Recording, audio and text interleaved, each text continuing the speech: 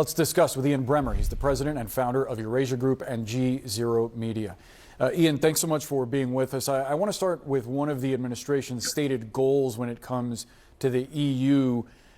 Would it benefit U.S. producers and consumers if EU nations dropped some of these non-monetary trade barriers that the administration has talked about? Could these tariffs actually yield that outcome?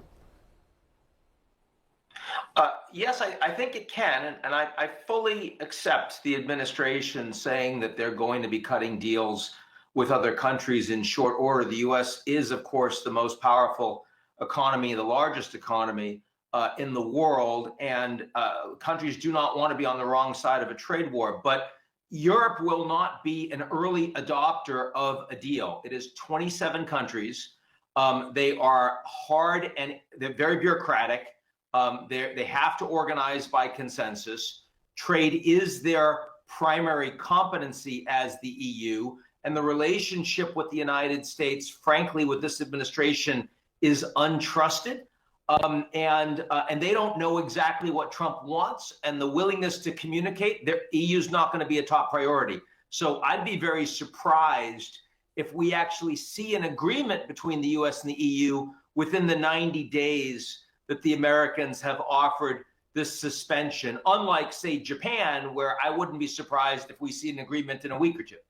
Wow. How likely is it, do you think, that for allies, specifically in relation to the EU, who are going through this process now with the administration, some bellicose rhetoric, some tariff threats back and forth, how likely is it that they wind up moving economically closer to China? What are the implications there? They're going to move economically closer to lots of countries. For the last 10 years, you've probably heard the term de-risking, a term of art that the US and other countries talks about China, that they want to reduce their exposure to China because China can't be trusted. They don't respect intellectual property. They don't respect contracts. They don't respect treaties, all of these things. Well, the Europeans and many other countries are now starting to talk about de-risking the United States. Very hard to do because the US is such a large economy, and also because the Europeans need the US for some advanced technologies, need the US for defense, of course. But I'm already seeing the EU speed up their conversations with Latin American countries to make sure that they get a fast-track approval of an EU-Mercosur trade deal. I see the same thing happening with Delhi between the EU and India, try to improve and fast-track those relations. China's going to be a bigger challenge because the Europeans don't suddenly trust the Chinese more just because they trust the Americans less. They still have big problems with dumping. Their automotive industry has been destroyed by the Chinese. There are lots of places where they don't want Chinese advanced technology or chips because they're concerned about China scooping up their data and surveillance. None of that has gone away. So I think that it's less about Europe tilting towards China and more about hedging with pretty much everybody else they can. And that will take a long time. That is a really good point. I do wonder about U.S. trading partners in Southeast Asia, where Xi Jinping is touring right now. Countries that at one point were eyeing this U.S.-led trade pact, the TPP. It was supposed to be this way to counter a rising China. Obviously, Trump tore that up. Isn't the administration pushing those same partners away while claiming that it wants to fortify relations with them in order to present a united front against Beijing? Well, first, just a little fact check on the history, right? So this was Obama's deal. He failed to get it passed. Hillary Clinton ran against Trump. She refused to support it, even though privately she obviously did. The American people did not have a political willingness to support more free trade, even with core American allies all over the world. And so, yeah, the Trans-Pacific Partnership would have been great for globalization, but if Americans don't support globalization, then how do you get it done? So Trump was, in a sense, ahead of his time on this one. But now you have Xi Jinping leading a trip all this week to Southeast Asian countries. He just went to Vietnam, 45 deals, economic deals that the Chinese are cutting with Vietnam. And Trump says, well, the Chinese and Vietnamese are trying to screw the Americans. Well, a lot more effective in doing that on the back of all of these US tariffs. So, I mean, the problem is if you're going to go after China, which you know is flouting WTO rules, which you know is a serious competitor and adversary, you should not be beating up on America's friends simultaneously. You'd be much better off coordinating with friends against China. And that, of course, is not the way that President Trump has chosen to go about these trade and tariff wars and deals. And as a consequence, he's backing away.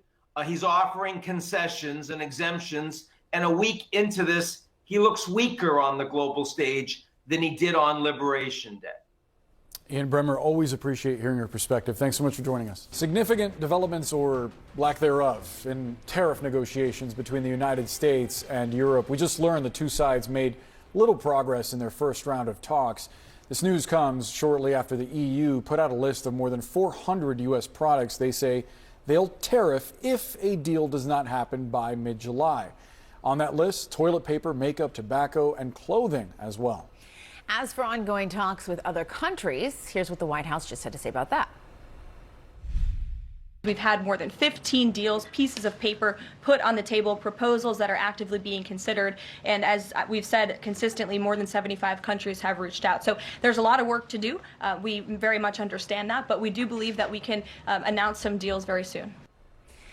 Here with us now, John McNiff is the founder and CEO of Modem Capital Management, and Ross Gerber is the co-founder, president, and CEO of Gerber Kawasaki Wealth and Investment Management. Good to see both of you here. John, I first just want to start with you and get your reaction to what the press secretary had to say there, that they expect to be announcing deals shortly and that a lot of these countries had reached out.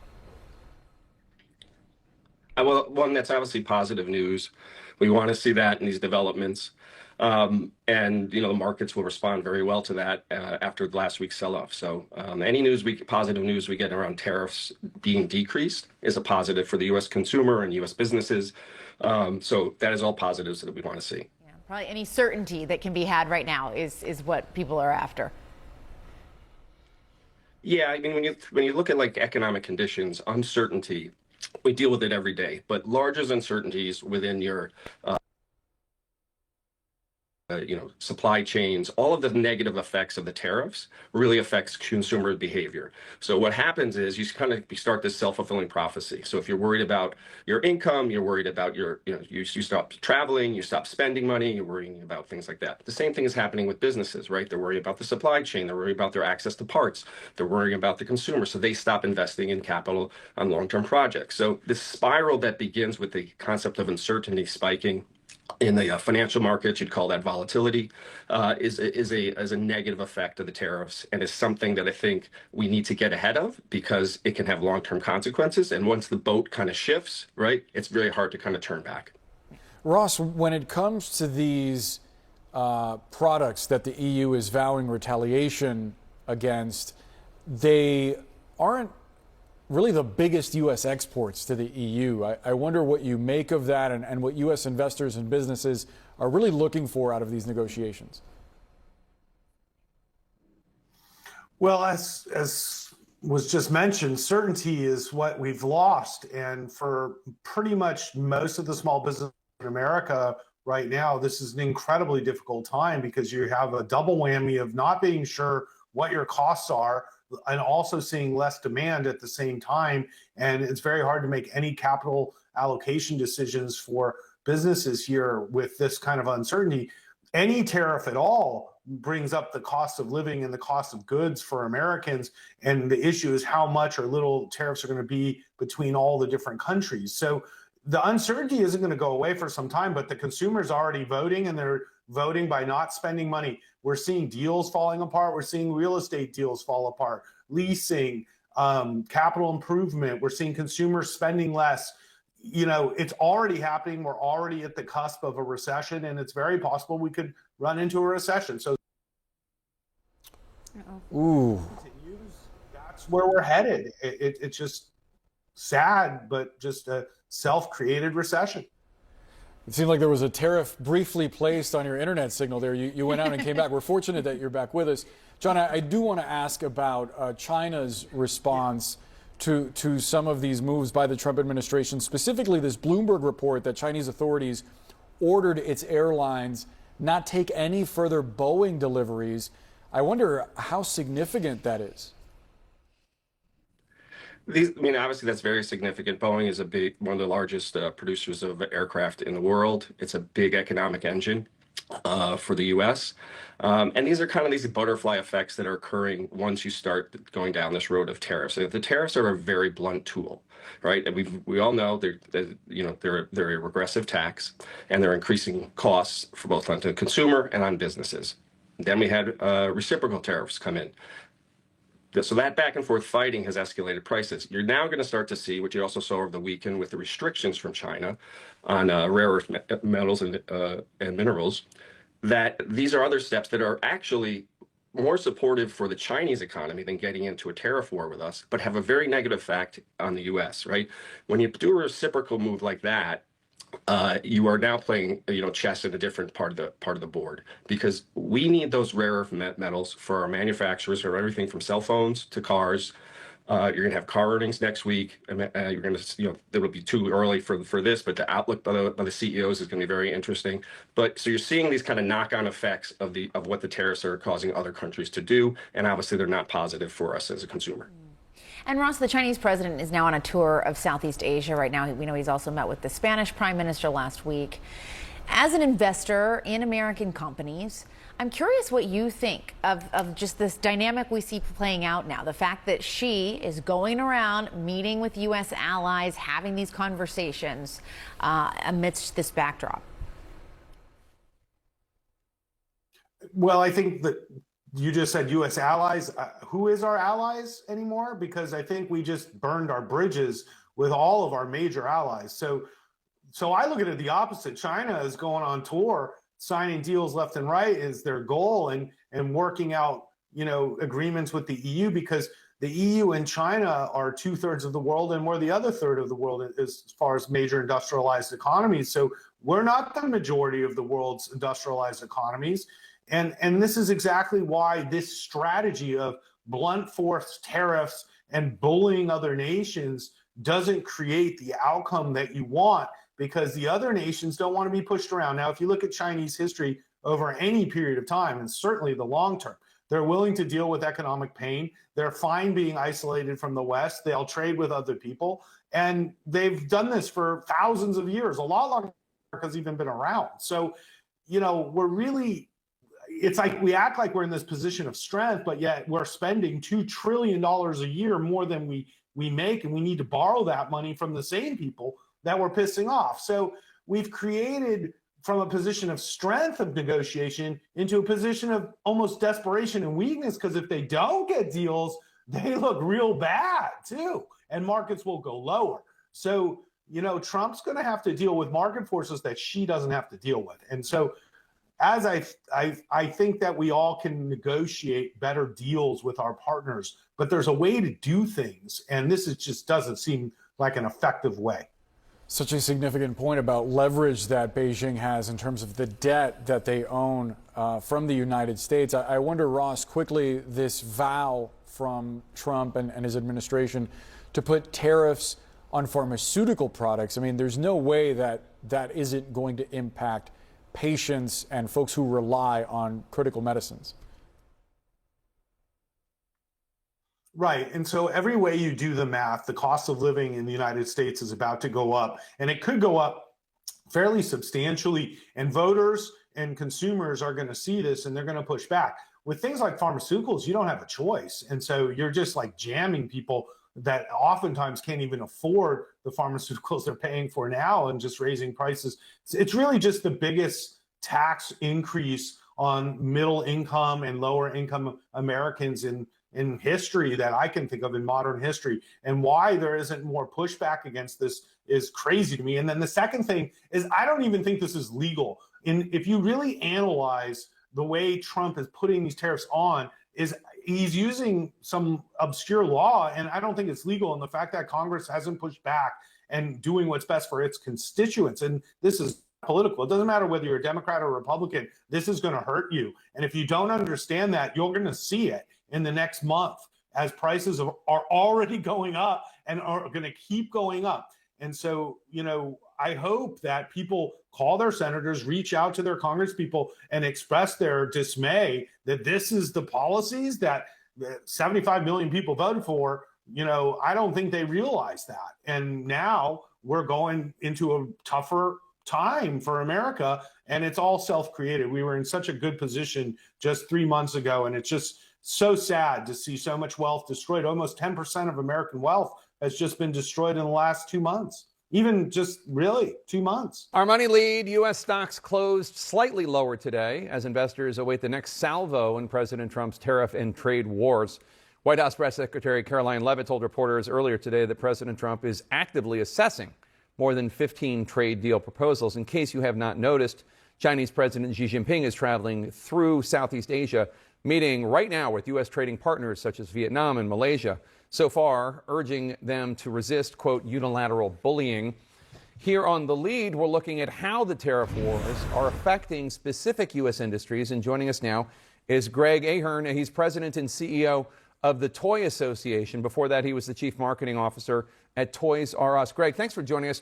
What do our viewers need to understand about the toy industry and how Trump's tariffs are affecting the industry? Well, 145% tariff is tough on any industry, but ours is truly unique from the standpoint that 96% of the manufacturers here in the U.S. Are considered small or medium-sized businesses. So when you think about these businesses and a 145% tariff being put on them, it's untenable for them. They don't have the cash flow. They don't have the access to capital. And it's basically locking up production in the toy industry. No toys are currently being produced in China, and there are reports that major retailers here in the U.S. are starting to actually cancel orders. So Jake, Christmas is at risk. Huh. Your organization says nearly 80% of all toys sold in the U.S. are manufactured in China. Do you think it's possible to stand up some sort of U.S. supply chain for the toy industry? And I mean, that's obviously the goal of the Trump administration. Is that possible? And if so, how long would it take?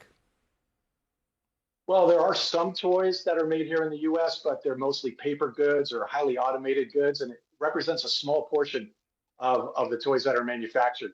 To be able to stand up manufacturing in the U.S., is it possible? Yes, but in the short term, absolutely not. It would take 3 to 5 years to be able to build out the capacity, the specialization. Again, a lot of the toys that are made in China, as you said, 80% are hand labor made toys. It's the face painting on a doll. It's the hair decorating. It's placing them the correct way in packaging. A lot of this is hand labor that can't be automated here in the U.S. And obviously, labor rates are much higher here in the United States than they are in China. If this industry was moved to the United States, even after 3 to 5 years or whatever, does that mean it would just explode in cost? It most likely would. The toy industry is a very low margin industry. If you're making high single digits or low double digits as a manufacturer, you're doing pretty darn good. So if you take any factor like labor, that is a major factor in toy manufacturing, you raise that up, absolutely would impact the cost of toys here in the U.S. So you could probably imagine a 20 to 30% price increase in toys if they were moved here into the U.S. Are there any kind of residual impacts of these tariffs that we're not even thinking of? For example, I know toy safety is something very important for your industry. Kids, I mean, there are some toys, I think there's like a size limit. It can only be so small because you don't want kids to choke on toys. Are there any safety recriminations or repercussions? There are. You've got a lot of folks, the branded toys that are doing it right. They go through all of the testing, over 150 different safety standards that toys have to pass, because we want to make sure that safe toys are in children's hands. But when the prices of these branded toys go up, it swings the door open potentially for counterfeits, knockoff toys that potentially are unsafe, sold through some of the online sellers that we know. And the last thing we want to have is any unsafe toy getting in the hands of children, but they will be at lower price points. And it's hard for consumers to tell the difference between a counterfeit and a knockoff and a safe branded toy. And so we don't want that to happen this year. You just stated that Christmas is at risk. What's your advice for parents or grandparents looking ahead to the holidays? Well, I think, if we don't get these 145% tariffs moved off, production right now is stopped. And all of the toys that will be on the holiday shelves this year are actually supposed to be produced now. April, May, and June. They're all produced and then brought here into the US. So there is no alternative in terms of manufacturing short term for the 2025 holiday season. So reach out to your local representatives. We're reaching out to the administration. We're hoping that they hear us, that they understand the uniqueness of the toy industry, and that everybody wants to make sure that Christmas is going to be fun and there'll be toys under the tree for kids this year. Thanks, Greg. Really appreciate your time today. Thanks for coming on. In our politics lead, some Democrats are ramping up calls for an investigation into whether President Trump intentionally manipulated the stock market so that his allies and even some members of Congress could profit. The concern stems from Trump's Truth Social post on April 9th, where about 4 hours before he announced his 90-day tariff pause, causing the market to soar, he posted, quote, "This is a great time to buy, DJT." DJT, those are the president's initials. It's also, coincidentally or not, the stock symbol for Trump Media and Technology Group. When asked by a reporter last week whether Trump's Truth Social post was an attempt to manipulate the stock market, National Economic Council Director Kevin Hassett pushed back, saying, quote, "I don't think that Trump ever had any other intent other than to get people to the table with serious policies," unquote. And joining us now, one of the House Democrats raising concerns about all of this, Congressman Mike Levin of California. Congressman Levin, have you seen any evidence of insider trading from either members of Congress or President Trump's allies, instead of that just general advice that Trump gave for people to invest? Well, Jake, it's good to be with you. And to the extent we have evidence, it's circumstantial right now. So we know that President Trump had a number of conversations with members of Congress and with members of his administration leading up to the decision to have the 90-day pause. And, for example, we know that there was a dinner the prior evening with Republican members of Congress and the president. We know that he spoke with a number of people on the day of the decision. And I think what we want to know is who traded both on the 8th and then pre-market on the 9th, leading up to that post on Truth Social at 9:37 a.m.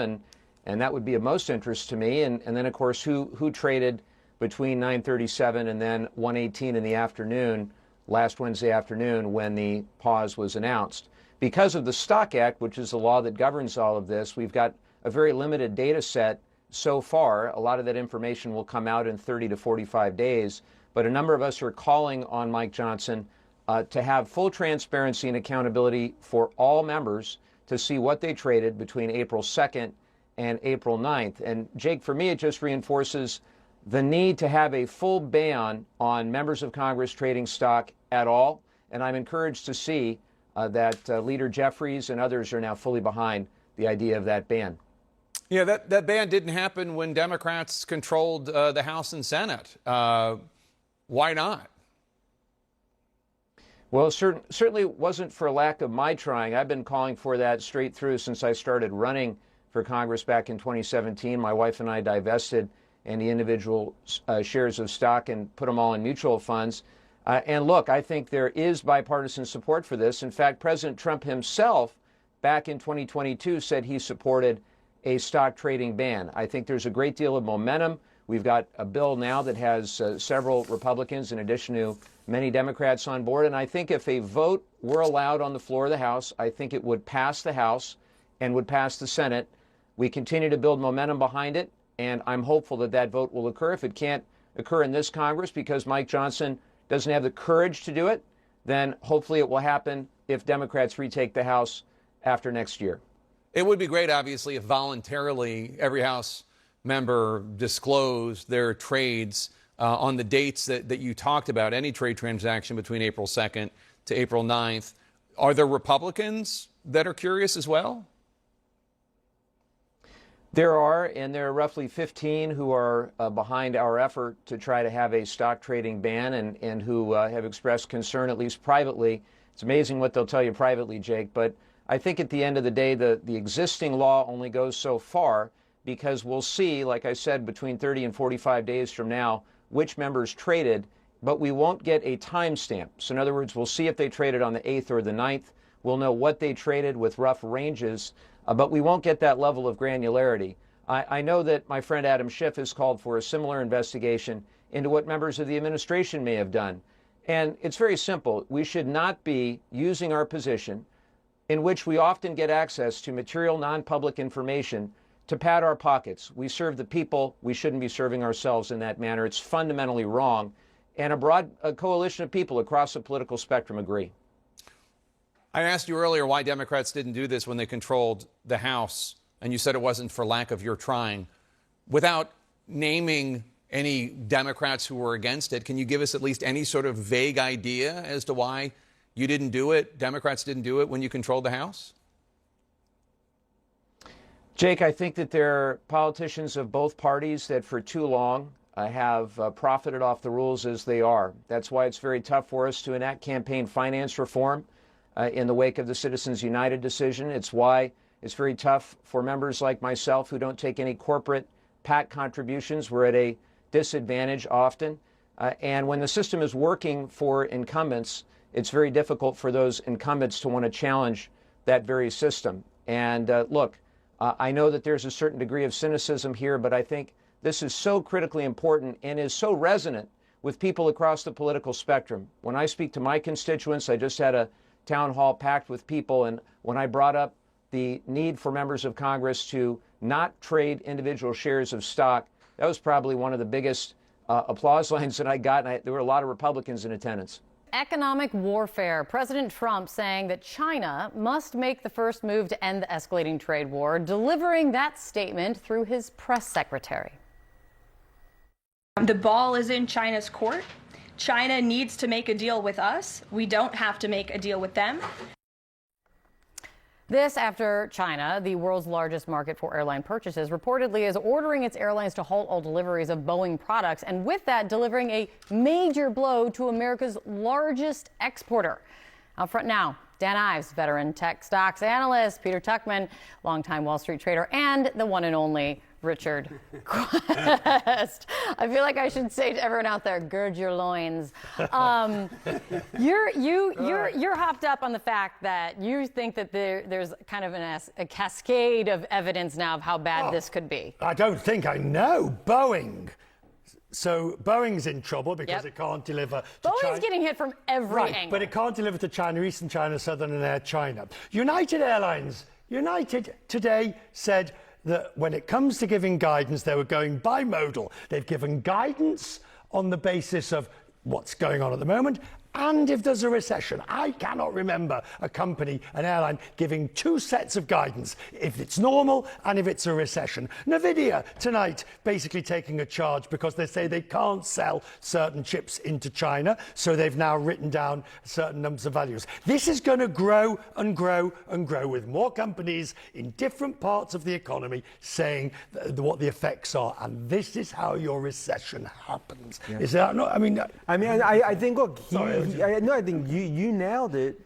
But we're now starting to see this economic snowball go downhill. And if you look at it, Nvidia, you look at the Boeing, and I think that's the worry, is that you can't stop it. You can't have a choose your own adventure in terms of guidance coming from a major company. That does nothing to offer any confidence, says the person who knows nothing about any of this. Well, look, me and Peter have talked about it. It's like you've cut big tech at the knees.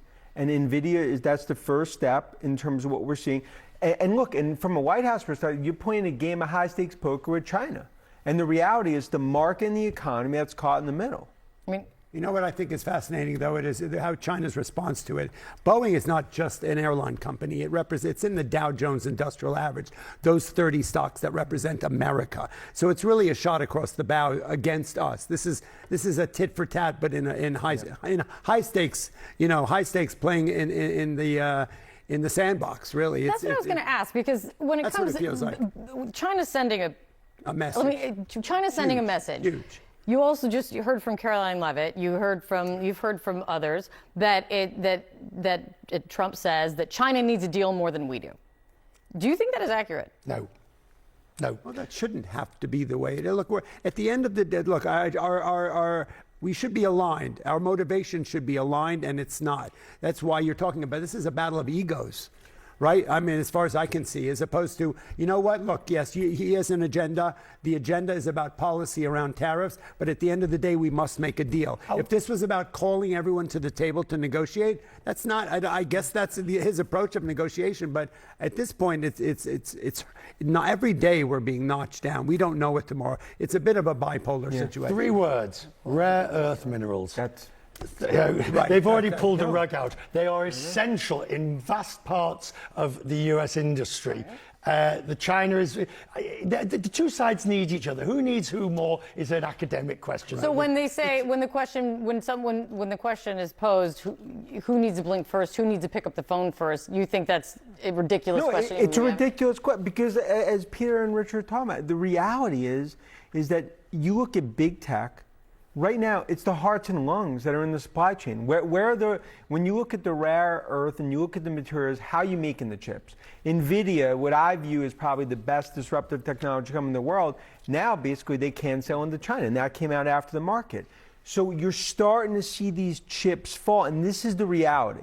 This is not just microphones in the Beltway, right? Now you're seeing the reality hit in terms of the economy. But also realize that NVIDIA, it was the flavor of the moment. It was the stock that took, even though it was a broader footprint than just NVIDIA, Mag 7, but it was the biggest stock. Think about it. February 2023, NVIDIA was a $108 stock. He called it, and my partner David Green called it the same. February 2024, it was a $900 stock, right? That was one of the biggest contributing factors to the rally that we saw in the last 2 years, double-digit growth in the S&P 500. So to start hitting those, it's sort of it's a radical attempt to break our market down. The golden jewels. It's the golden goose of tech. That's what you're hitting here. Right, and the stock market, and the stock market. What are you handing out? You're talking about NVIDIA and all these high-tech, highfalutin stocks. You're so highfalutin, you two. Here we go. This is Toothpicks? Toothpicks. Yeah. Toothpicks. Guess where they're made? Let me guess. Idaho. Idaho. Made in China, that is now going to cost 145% more because of the tariffs. You extrapolate these toothpicks across everything else. So start handing them out and start saving them up. You mentioned that there's no reason to get into this tit for tat. Jamie Dimon talked about tit for tat today, saying that we don't need to get. He's saying exactly the same thing. Let me play what he said. He just said this in a new interview. I don't want to get this tit for tat type of thing. I think adults should talk to each other and listen to each other and acknowledge when the other person is right or at least has a good point. I don't think we have any engagement right now, but that can start tomorrow. My question is, how does the market react? When does the snowball effect become irreversible? Like, how does the market react if there continues to be no signs that there is any engagement? Good. You have an answer to that? I mean, go ahead. I'll start and then Pierre. Yeah. I would say in the next 30 days, you need some sort of sign that we're going to get some negotiation that started with China, whether it's a summit, whether it's calls, and then ultimately a de-escalation. Because, as Richard's talked about and Pierre, this goes past 30 days, market said, okay, hold on a second, this is going to continue. Then you start to get into that Armageddon scenario. Two bullies in the backyard, no one's blinking. Look, we've seen it from February 19th, the market was trading at record highs. The first 6 weeks since the first mention of tariffs were around Mexico and Canada, when the market started to spiral down and then escalate, sort of down to the point where last week, when we had those days that were so severe, we cannot look at those 2 days where the market did rally 900 points. The confidence in the market is broken. What happened in the bond market last week, as we talked about, you can't bully the bond market. Damage was done to the whole infrastructure of the trading community in so many ways around that, and that's a very China-centric situation when it comes to bonds. Is it Pollyanna, Richard, to think because the administration said that Trump is looking at like 15 plus deals right now, trade deals right now. Is it Pollyanna to think they start announcing deals and it fixes everything? No, it's not, because once they start announcing deals, there will be an element of certainty vis-a-vis that country's exports to the United States. But I do believe that the days of a free trade agreement of zero tariffs, because what they've got to deal with is the non-tariff barriers. I think the president is very comfortable with the idea that he's finally got what he's always wanted, which is a tariff regime. 10%. The world can live with 10%, but he's finally forced the world. He's going to make the floor be 10. I cannot see that. But I would just add, you need to get deals on the table, whether it's Vietnam, whether it's South Korea. You don't get deals on the table by the end of this week, then market starts to be, okay, our deals are there. And it comes down to, as Peter talked about, you can't bully the bond market. The 10-year speaks volume, and that forces the hand. You know what? The markets, look, history tells us the market can handle anything. We've been able to figure that, except a perfect storm. When it's like the wave, you get hit by wave after wave after wave. If we don't settle something up on the China side, then the market is going to start to suffer. And you can't obfuscate it. No. You cannot. The market, particularly the bond market, will see through flim-flammery. The 10-year and the dollar. Flim-flammery. And that's you have to give attribution. 1600 SAT word right there. Who here scored that? None of us. Bee, the last